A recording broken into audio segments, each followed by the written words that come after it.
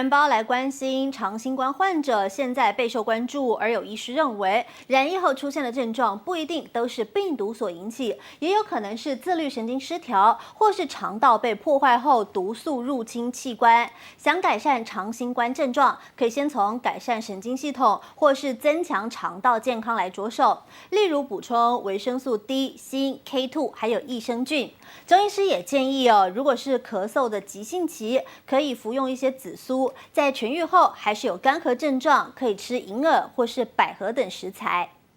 国内疫情爆发以来，紫苏一度爆红，因为它不但拥有高含量膳食纤维，是高纤蔬果排行的首位。中研院也证实，紫苏可以有效抑制新冠病毒，也有人用来治疗咳嗽。不过中医表示，紫苏比较适合在急性期使用。如果在痊愈后仍有干咳症状，长期照护，选择银耳、百合、麦门冬等食材会更好。或许紫苏还是对他们有一些帮助，但是我们会认为说，润燥的一些药材反而会相对紫苏更适合我们现在长新冠的民众长期使用。莲子或银耳这些的比较滋润的，比如说煮汤啊、煮甜汤。除了干咳，还有其他常见的后遗症，像是疲倦、呼吸不顺等。各国研究对于长新冠定义症状持续多久尚无共识。不过有医师认为，这些症状未必都是新冠病毒直接造成，也可能是自律神经系统失调引起，或肠道遭破坏后毒素入侵器官。若想改善长新冠症状，建议可以先从改善自律神经系统失调和增强肠道健康着手，补足身体所需的营养素。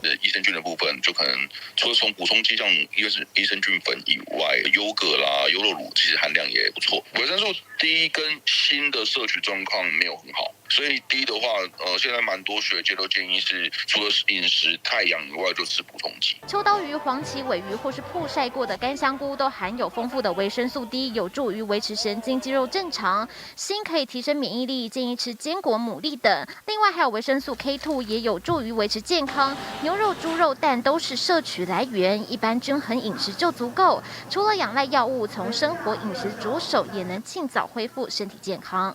记者周伟杰新北市报道。